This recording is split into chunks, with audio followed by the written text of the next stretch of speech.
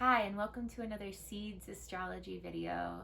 We're here today to talk about the new moon in Aquarius on February 11th. And we're excited to explore this together, to unpack what this Aquarian new moon can indicate, can invite us into, can reveal, can show us. New moons are all about new beginnings, and Aquarius is a very revolutionary sign. So the seeds that we plant here today will be with us and will be sprouting into different forms, either consciously or not. And we've just found that astrology is one way that we can bring more consciousness, more intentionality to the seeds that we are planting in our lives. So yeah, we're gonna get into it. Hayden, do you want to kind of get us started with just unpacking and exploring what is Aquarius? What is the kind of energy that we find ourselves in with 5 or more planets right now in Aquarius? Totally, yeah. Thank you, Alia, for that. And I think it's important to start there, just looking at Aquarius in general, and we're going to do our best to outline the energy of the moment, but there is so much happening in Aquarius, and Aquarius already being just such a big sign with so much energy, so liberatory, so revolutionary. It can show up in many different ways in a lot of our lives. So it kind of feels like a humbling task to even try to explain this new moon, really. And I think that has a bit to do with all of this energy in Aquarius as well. There's a lot to kind of get our minds around here, but it's really potent and really powerful. So Aquarius being the 11th sign of the zodiac, it's really a place of integration, right? This is coming up to the closure of Pisces, a lot of things coming together. It wants to break out of old boxes of who it thought it was, right? It wants to be multi-dimensional. It wants to be, it wants to not be trapped or contained by time in the same way. And this is why we oftentimes talk about the future with Aquarius. It's like the future is happening now. It's like we're getting these real insights into how we want life to look in the future and what we need to do in order to get there.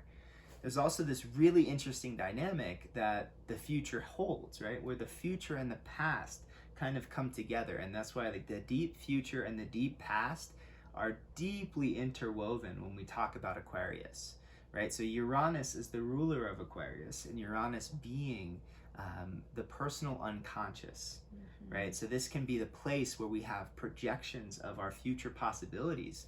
And we and you talk about this a lot, but like our stories that come from our past are oftentimes projections of human possibility that also have a seed of sort of remembrance to it, where there's a felt sense of we were like that in the past, and there's a new way that we can become. And these are what powerful liberatory archetypal stories hold for us.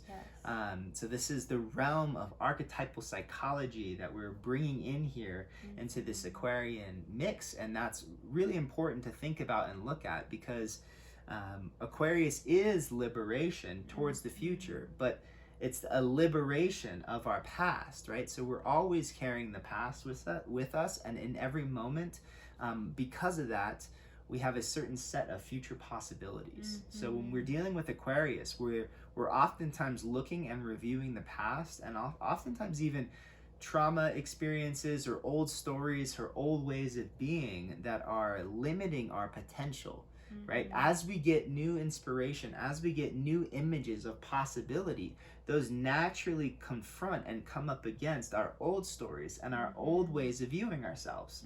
So if we have the sense that new doors are opening up, new possibilities, new life is wanting to be explored, we're always going to be leaving or moving from one place to another. And so we're dealing with our attachments to the past, we're dealing with the deep past, we're dealing with old wounds and old stories, and we're also dealing with future possibilities and what's going to allow us to move towards those future possibilities, and what's standing in the way or what's stagnating that growth.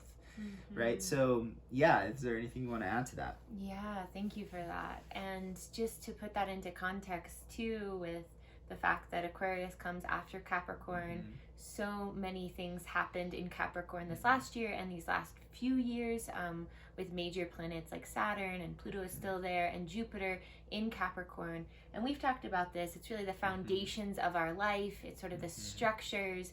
It's our government. It's our patriarchy. It's sort of the law and order as it stands.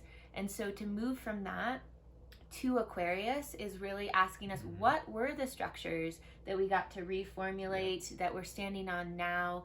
There was a lot that was asked of us in terms of really seeing how strong and sturdy and resilient those structures were, and giving us the opportunity over the last few years to reorient and rebuild our structures for maybe more values alignment, or more like sustainability over time in some way. And so now we find ourselves with a lot of energy in Aquarius, and so we're looking at what was done, what has been done, and where can we go in terms of the future oriented from here upon the foundations that we have set for ourselves.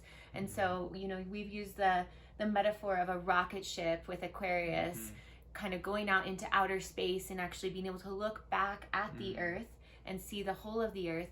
But that rocket ship can't launch unless it's on solid foundation. So again, there's this integration of the previous 10 signs, including most recently Capricorn, and really asking us, what are the foundations that we've built in our life? What limiting beliefs have we let go of?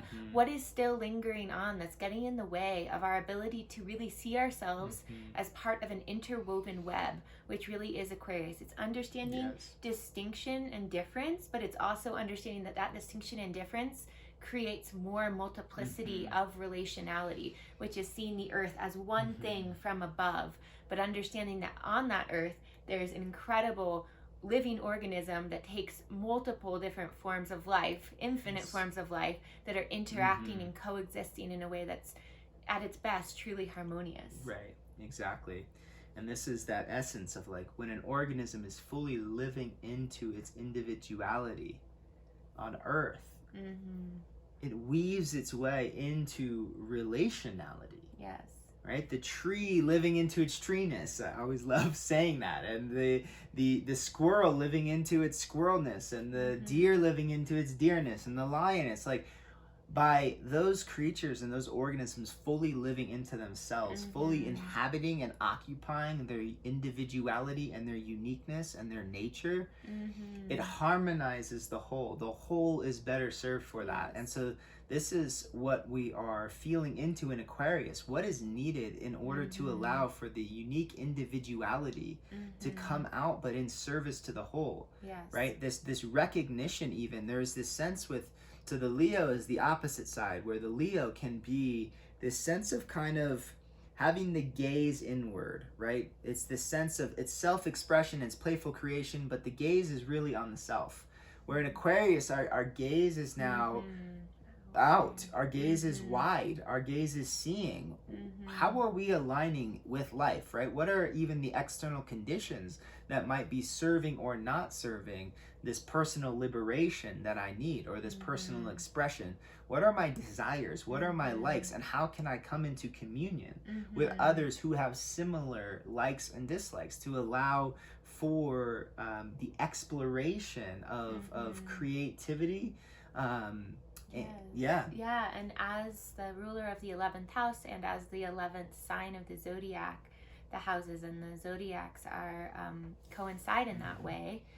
This also rules our sense of our community and our larger network. So you speaking of being, who am I, but in relationality to this larger community of all beings, all life.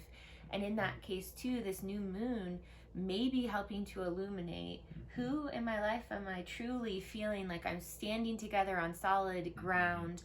We're looking out together. We're seeing a vision for a similar shared future that serves the collective. And who in my life am I not feeling that way?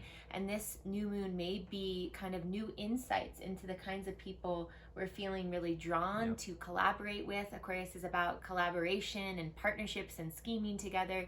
And so who am I really feeling drawn to work with in that way? And who am I not feeling that way anymore? Who maybe the friendship or that connection has outserved its purpose in a way that's more in my past, more a part of kind of Capricorn and other parts of the zodiacal wheel. And alongside that, just in terms of time, just thinking about this also being in terms of a future-oriented sign, it's a chance for us to think not just about our one sort of separate mortal life that Leo, even Capricorn, is about laying those foundations for, but also about how is my life in service to the future generations? How am I thinking the way we do in terms of ecocentric evolution in multi-generational time frames? Yes. How is what I'm doing in the day-to-day liberatory for peoples who will come long Yes. after me, for life that will grow long after this one life? And in that way, through deep time, we actually orient ourselves again into this deep web of life. Yes. Yeah. Exactly. And this is, we talk about this a lot, and I think this is something Uranus and Aquarius is trying to offer us in this moment, is this expanded awareness of self. Right? It's like if we just identify with the Leo side of just like this one particular life, like you were saying, like this one life, it's about this life, it's about being seen in this life, or it's about becoming famous, or all these different things about shining in the spotlight or getting attention. You know, with that me desire place comes so much pain through attachment, through life having to teach us to let go of the attachments of this particular life, or of the objects of our desires, or of fame, or of any of these grasping for something in order to feel a sense of fulfillment in this life.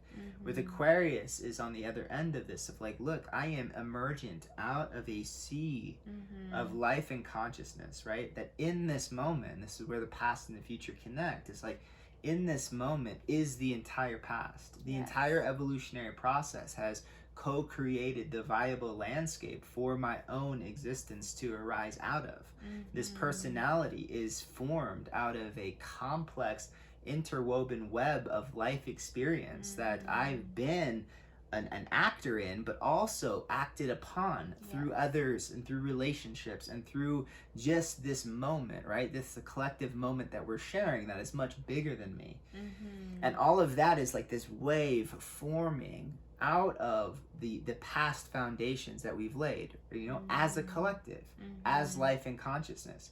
And if we can expand our awareness to that, we can begin to work as if we are in the future, right? Knowing that this chain of life and consciousness, if we do our work now, continues on into the future, and we are fundamentally part of that wave as agents facilitating that life evolutionary unfoldment process. And so this is this like liberatory evolutionary invitation that Aquarius wants to invite us into, that we are deeply connected to the past. The past lives in every cell of who we are. And we are deeply interconnected to the future. How do you now want to act in service for the liberation of the future, right? And this is a new moon, right? We're planting new seeds, but it's an Aquarius, so we can't help but talk about the future. We're planting new seeds for the future, and the beautiful image of the seed in and of itself holds the entire past wrapped up into it. It's genetic coding and imprint of what it can become. The image that it holds at its core is formed out of what has come before, what has fed that information into the seed. And when that seed grows, it's now living into future possibilities, striving into becoming, in order to serve the future, to encapsulate that learning into a seed again, to pass into the future. And so when you hold the seed, you're holding true potential. True potential, connecting you to a chain of being and connecting you to the future if you plant and tend that seed well, right? So this is in some part why we've called our project Seeds, because of this possibility, right?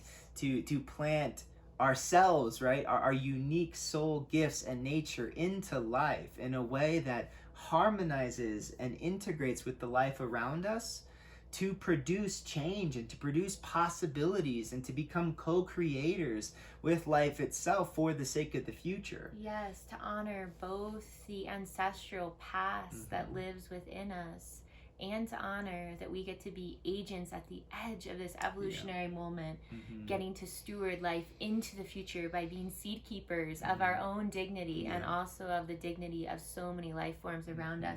And that through that we get to have this deep relationality between the past and the future, and we get to stand on the edge of consciousness and actually be a part of the Earth's own evolutionary impulse, because we are the Earth and we are life, and so we get to participate in her evolutionary unfoldment. Exactly. So at this time, a lot of information is coming in, right? We're in this Aquarius. It wants to liberate us out of past, previous conceptions, Capricornian structures that have kept us small.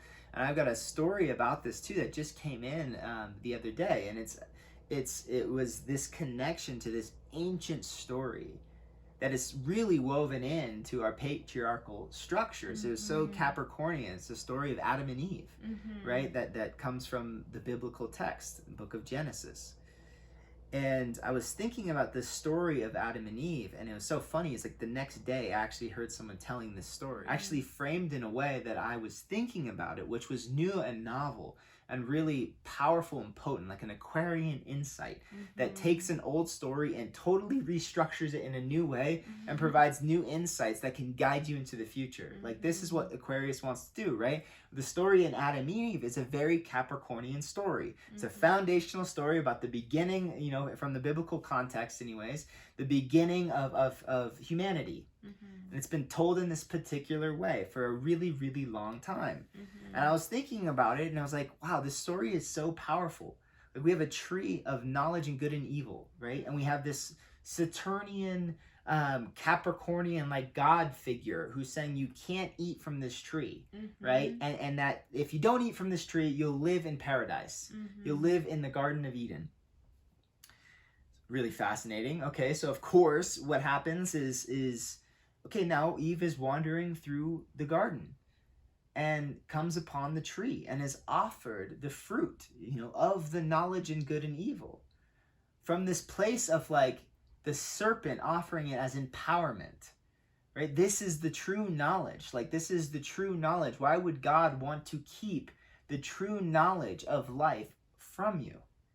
This is the tree of life, the tree of knowledge of good and evil. And so Eve is the first one to actually take of this fruit of the knowledge of good and evil, the feminine. And then she offers it to Adam, who's the second one that takes it. And of course, the story goes, they're thrown out of the Garden of Eden. I was thinking about this, and I was like,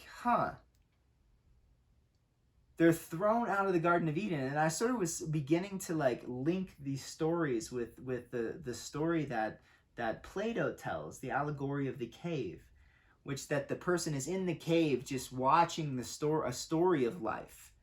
And in a way, it's like the naivete is creating this sense of illusionary paradise. Then someone gets up and realizes that this is just an illusion, and then walks out of the cave into the burning sunlight and is blinded, and their skin is peeling because of the actual experience of being alive. And the similar feeling of, like, now Adam and Eve are no longer in this Garden of Eden, right? There's this toiling, there's this pain of experience. It actually feels like the birth of pain. It talks about the female now is going to have pain in birth. And I just flipped that back around in my head, and I was like, the birth of pain, the knowledge of good and evil. What is good but life being able to explore and continue on into the future indefinitely? Eternal life. As it says in the Bible, literally eternal life. What other goodness is there but the process of life continuing on eternally?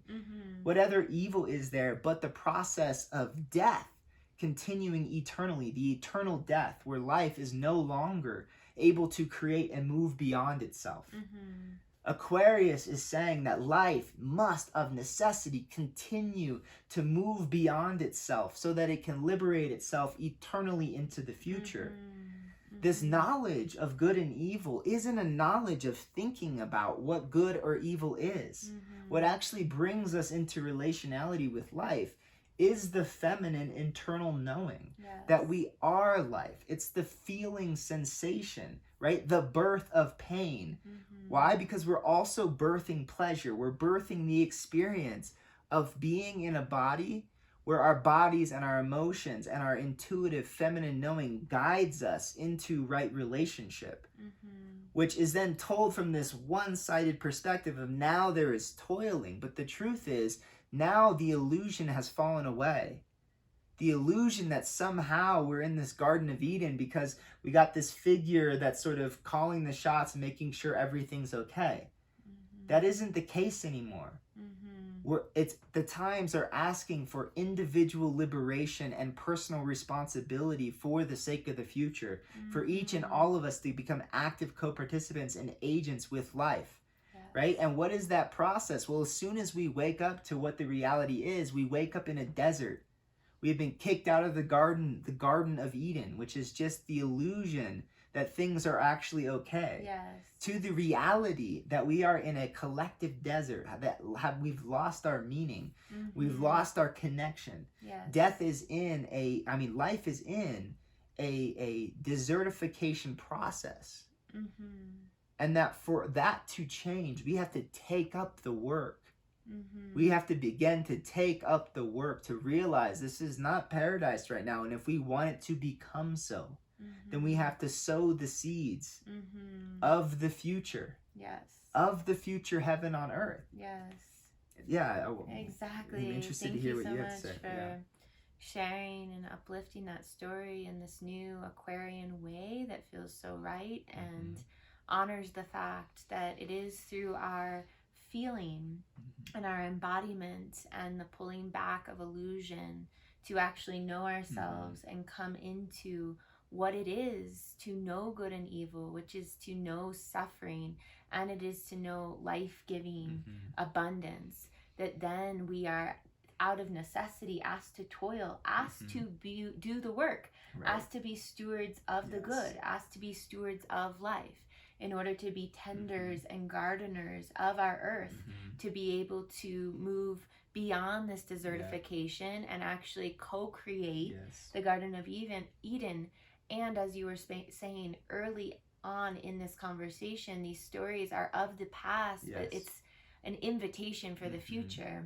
It's telling us this ancient way of understanding where we come from that is as much a story of where we come from as it is an invitation for the times when it becomes relevant. For what we need to remember is our birthright, is the human potentiality, wanting and asking to be remembered and lived into for the good of all, for our interdependence with all of life. And in this case, how can we follow the lead of the curious and the sensitive feminine way of knowing, that you would rather know life in its full spectrum of experience, and in that way be guided back into right relationship, even if it's difficult, even if there's a deep time of forgetting.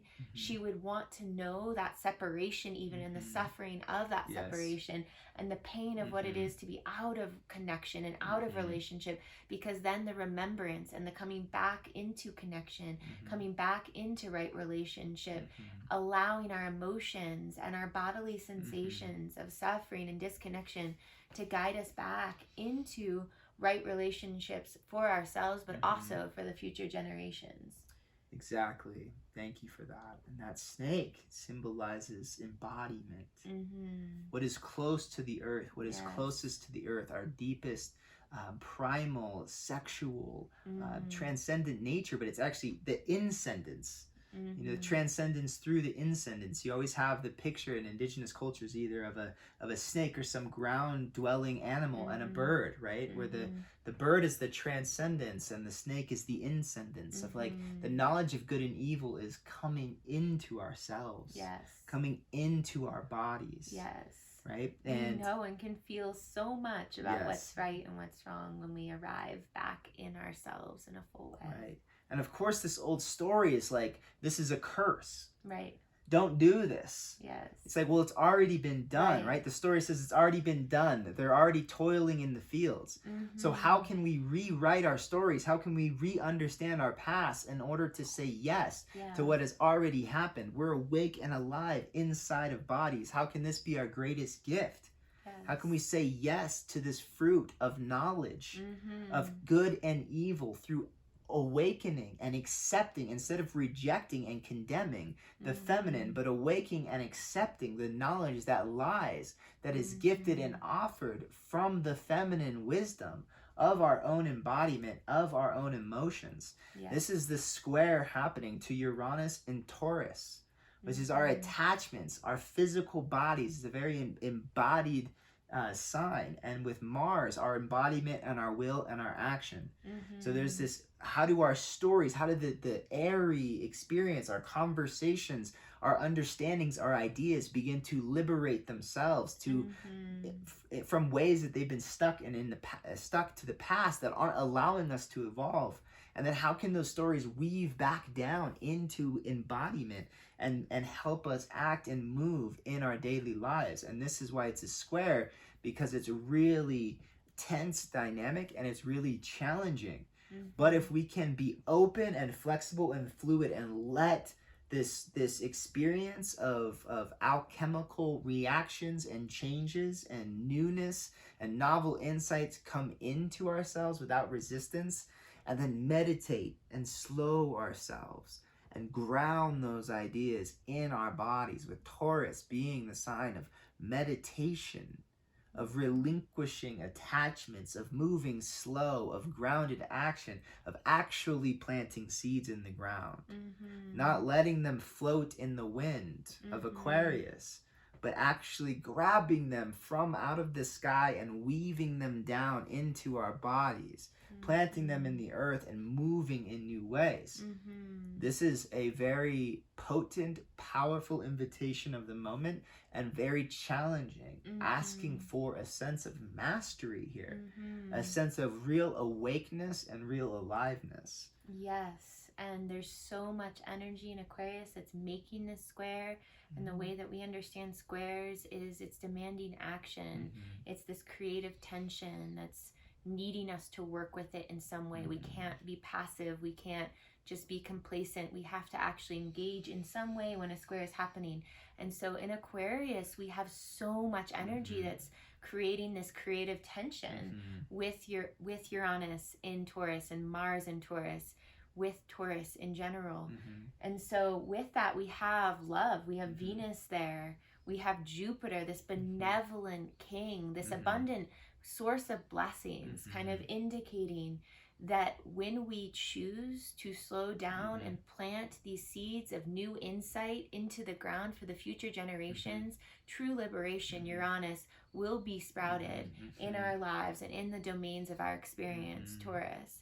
We have too Saturn there, asking us to really be disciplined, to have maturity, to create structures and routines in our life that we can be proud of, that the future ones can stand upon. And of course, we have the sun and the moon, who are inviting us to have a new lunar cycle that can help us to continue to see the cycles of what it means to live into these new intentions. And with Mercury there too, we have this invitation as it goes retrograde to reflect and process and reimagine even what these oldest stories, some of the oldest stories that we ground our society and humanity's understanding of itself upon, having the chance to reflect and process and reimagine, redefine what these stories are, and if they are truly liberatory, if they are truly the way that we want to interpret or make meaning of things, so that it can serve us in our work. Right, so all of this energy is here in Aquarius, looking at from different angles. Like, what are my daily routines and habits? Like Saturn in Aquarius, I think is really important to talk about and to think about, because it's moving into these really powerful squares with Uranus and Taurus. Saturn in Aquarius is saying, okay, yes, we have the future, this big thing, right? And all these ideas and this excitement. And we have the deep history and our deep past. Saturn is the link and connection between the past and the future. Saturn says, look out at nature. What does nature do in order to grow the future? Well, it works in every detail, in every moment. And that deep presence and awareness is what allows the future to unfold more beautifully. And so while we may be getting lots of insights into what the future can be, Saturn says you have to live it now. You have to live the future now. And there's a maturity that's required there, because any living out of a story or an idea, what we think the future could be, is always going to be slightly different than we thought it was going to be. Right. Which is always a challenging experience, or sometimes a beautiful experience. And sometimes we're blind to even the gifts that want to come in from the difference of what we thought it was to what it actually is. So Saturn is there in every present moment of this is what's actually real. This is what's actually real. Right. Can we let go of our illusions? Can we let go of our, self-inflation? Can we actually see what's real so we can grow a future that's grounded in reality and not just drifting in the airy space of the mind? It's reminding me so much of the first principle of permaculture, which is observe and interact. Yes. And I feel like Saturn in Aquarius is wanting us to actually engage, to act, and then observe and recalibrate and receive that feedback and then act again in a more and more mature way, in a grounded way, in a tangible material way, because with that, then we can have our permaculture design that's incorporating so many different influences and factors that we may not have ever been able to see if we were just standing back above and beyond, sort of Aquarian, imagining the possibilities of a certain plot of land. We actually have to be engaged with it. We have to be interacting directly and then observing that feedback. It's the masculine action and the feminine reception that allows us to do it in a good way. So Saturn in that way is such a helper, helping us to ground these ideas of what the collective and what the future can be in a way that is very tangible, so that we can actually continue to incorporate deeper insights and deeper knowing that will be actually relevant to life and to the future. Right. So with these Saturn Aquarius squares coming into being, that can be this tension on the expansion in a way that's like bringing us into relationship with what's real. So things can evolve, right? With Uranus just floating out on its own, sometimes that can be really illusional. That can be like a lot of projection. It can be even trauma. It's so much information. It's so big. How does it translate? Saturn is saying, okay, we might have these big ideas on what we think is happening here, but here are these squares that are going to bring a more humbling, grounded experience of reality. Simultaneously, Jupiter is moving through Aquarius, right? Which is opening up new doors. So this is experiment with yourself, right? Offer your uniqueness to the world. Align yourself with new groups. Say yes to life. Go fully into it. Saturn is going to be moving behind. There's nothing we can do about that. It's going to be following all of these planets as they move through Aquarius, spending the next few years here. And so that follow-up is just going to actually be shoring up. Like, yeah, you tried on this new thing. You authentically expressed in this way. You moved into this new group. You exploring this domain. How can we ground that more? How can we become more mature in that process? How can we become more realistic, right? And so the next 3 years, we're going to be simultaneously exploring new dimensions of reality, new ways of expressing ourselves, and we're really being invited to do that. And then we have Saturn, which is going to be creating the foundations and the realistic experiences and the ground underneath those explorations. And so, welcome to a really transformational time. Yes.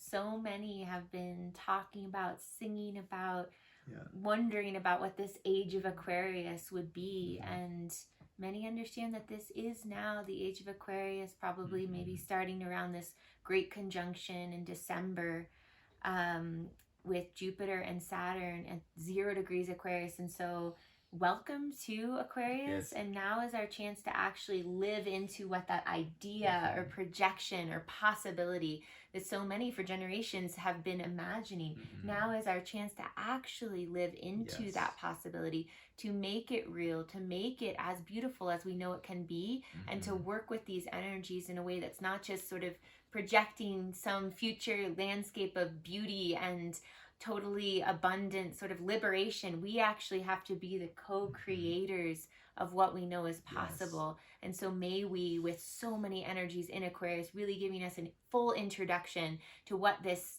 over 2,000 year cycle is, but also what this particular lunar cycle is, what this small Jupiter and then Saturn 1 to 3 year cycle is. We're having a big introduction right now with this Aquarius new moon, and may we work with it and have curiosity and see the patterns of it, and from those patterns be able to learn and lean in ever more fully to what this age is inviting us into. Yes. But again, I want to just say the Aquarius is also the sign of mental health. It's also the sign of trauma. There can be ways at this time, especially with this Uranus squares happening, of repeating past traumatizing experiences for the sake of getting to witness it or see it in a new way. Ultimately, the hope is that we can integrate that and then transcend it. It's through seeing our triggers, right? Our relational triggers or triggers in life or fears that come up, that we can peer into those triggers and find the roots of trauma that live in us, that shape our lives, these old Capricornian structures of our own psyche that are limiting our potential expansion. It's time to reveal those, but just a word of caution that those are revealed through oftentimes encountering them in the world, seeing how they're reflected outside of ourselves. And if they're really, really deep, which this invitation at this moment is to repattern incredibly deep, right? The story I told, the collective story, is the first story of man. If we think about our own lives, we are being invited to repattern some of our first stories of what it is to be us, and to encounter and change those stories can be a challenging experience, but it's a liberatory one. It's a really beautiful one. Yes, and how we integrate trauma is to hold that experience of encounter from a place of loving kindness and curiosity, being able to hold and love that whole experience of what it is to be triggered, what it is to see the pattern, the lineage of what it has been, the pain of what has been caused, to be able to love that whole process and to welcome new possibilities and to have curiosity about what seeing that with that amount of clarity and consciousness and illumination could offer for more possibilities, more pathways of engagement, more mental freedom than we have previously had. And so in that, to feel gratitude for the process of becoming more conscious, to becoming more whole, becoming more integrated in our experience of life. Yes. And last piece here is like, there's either acceptance of that process and an opening and saying yes. That doesn't mean it's easy, or there's just resistance and choosing to try to repress them. And oftentimes it's not one or the other, right? You're working with these dynamics. You might be saying yes, and in saying yes, seeing your resistances and kind of going back and forth between resistance and acceptance. But that line that's being drawn here to Aquarius and Taurus, a Taurus is our attachments. It's our security structures, right? And so again, we're going to be looking at our attachments to our own stories, our attachments to our expectations of the future. Can we let go with an open hand? Uranus and Taurus, can we liberate? Can we free ourselves of our own attachments, of our clinging to things in different ways, because there's a sense of safety involved there. If we can't open our hands, that square is going to get really challenging. It's going to put a lot of pressure on that resistance. It's going to want to break free in some way. So the best way is that we can open up and really creating communities and spaces and stepping into relationships and working with others that can hold this type of transformational process or move towards holding it together. It's a really good idea right now too, because this is community is also here involved in Aquarius. How can we come together to help each other liberate? And so I say all this just saying that this is a powerful time. There is a lot of healing potential. It's a really intense time. This new moon is asking us to plant a seed of saying yes, right? Of opening up to this flow of life, to this restructuring and reforming that's happening. To see these old patterns, to look at them and see how they're limiting your capacity to live into the future in new ways. and choose to be a co-creative part of this restructuring and reformation of what it is to be you and what it is to be us at this time. If we can do that, there is sort of this renaissance quality of possibility of exploring all the different dimensions and domains of what it is to be alive and human, to be life inside life, you know, at this moment on this edge of the evolutionary experience. Yes. So may we say yes to the best of our ability, observe and find communion and connection and belonging in this process of opening to the full spectrum of what it is to be human in these very challenging and very beautiful times. Yes. Thank you so much for joining us. We hope you're well during this time. Yes, take care.